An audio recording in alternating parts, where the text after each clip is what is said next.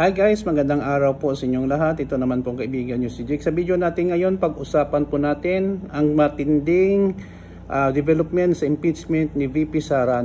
So sa video natin ngayon, pag-usapan ang pag-include kay Attorney Laila De Lima and Attorney Chel Jokno as a prosecution panel sa impeachment trial ni Inday Sara Duterte.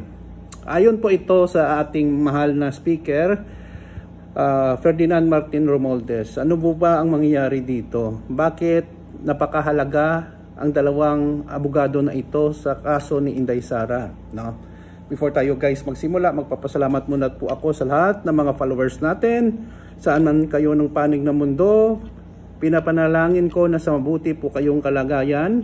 Maraming salamat sa inyong panonood at suporta sa aking channel.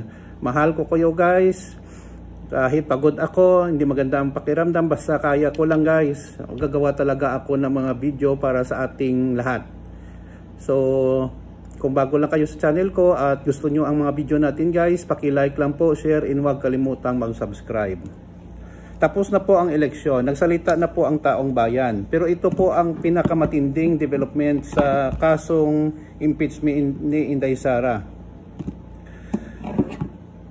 Attorney Chel Jokno, human rights lawyer, at saka si Attorney former Senador Laila De Lima, human rights lawyer din ito, magagaling na mga abogado, ay in-include ng ating mahal na speaker Martin Romualdez na maging prosecution panel sa upcoming impeachment trial sa Senado. So para po kay VP Sara, Vice President Sara Duterte Carpio. Bakit po pinili ang dalawa? Hindi po kasi pink sila, Sabi nga ni Speaker Romualdez, unquestioned legal expertise and deep commitment to justice. Agree ba kayo dyan, guys? Ako agree na agree ako. Alam nyo naman, fighter po ang dalawang ito, si Attorney former Senator Laila De Lima and human rights lawyer Chel Jokno. For your information pala guys, maraming hindi nakakaalam na si Attorney Chel Jokno guys, may dalawa po siyang license. Pwede po siya dito sa Pilipinas mag-abogado at saka sa Amerika, Sobrang talino, may master's degree pa ito sa law doon sa Amerika, Okay. Sabi nga ni Speaker Romualdez, former Senator De Lima and Attorney Jokno are two most respected legal minds, meaning respetado, magagaling in the country. Their potential inclusion in the prosecution panel would add credibility. Mas maniniwala talaga. Balance, walang kiling-kilingan, in depth to this constitutionally mandated process.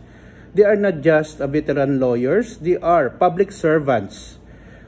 While a lifelong record of upholding the rule of law and protecting democratic institutions, their involvement would be a valuable contribution to ensuring that the proceedings are fair, walang kinikilingan, principled, nasaayon sa batas, and rooted in the public interest, added po.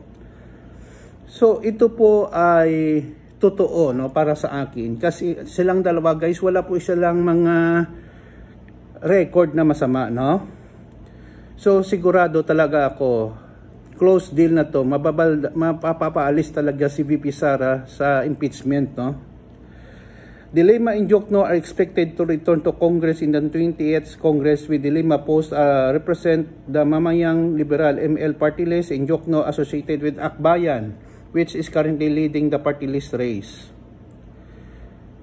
Sabi nga ni Speaker Romualdez, this is not about targeting individuals. This is about fulfilling our constitutional duty with integridad. The House is committed to presenting a case based solely on facts, evidence, and rule of law, the House leader said, Ang ating Vice President Sara Duterte Carpio ay naharap ng impeachment charges stemming from issues related to confidential funds and constitutional accountability. So ito po guys, malaking tulong po sa pamalaan, no, sa prosecution ang dalawang veterano at walang kinikilingan ng mga abogado, no, si Attorney Laila de Lima and Attorney Chel Jokno, no. Ayon pa nga, no, kay Speaker Romualdez, the Senate as the impeachment court deserves to hear a case presented with competence and credibility. The participation of figures like de Lima and Jokno will help ensure that, sa ad ni Speaker Romualdez. Ang goal naman nito ni Speaker Romualdez ay gusto niya talaga ma-preserve po ang democratic institutions and uphold the Constitution without fear or favor and full trust of the Filipino people. Yun po guys ang gusto niya mangyari, which I totally agree, no? Alam po natin dito sa Pilipinas, kung nasa posisyon ka, may pera ka, malakas ka. Kung ordinaryong tao ka, wala ka kakilala at pera, nako, kawawa ka guys, no? So, sa akin guys, let the rule of law proceed, no? And then, alam po natin, napakarami po itong process, no? So, sabihin naman ng iba, magre-revenge naman si de Lima dyan. Yes, but in a legal way. Tignan natin kasi marami din silang, sino na naman di mag-revenge kasi 7 years ka nakulong, wala ka naman palang kasalanan, no? So, tignan natin kung ano ang mangyayari dito, no? So pray natin na umunsad ang kaso para mabigyan po ng hustisya ang ating bayan, no? So please like, share, and huwag kalimutan mag-subscribe sa channel ko guys. Maraming salamat po sa inyong panonood at suporta. Ito naman po ang kaibigan si Jake. Paalam.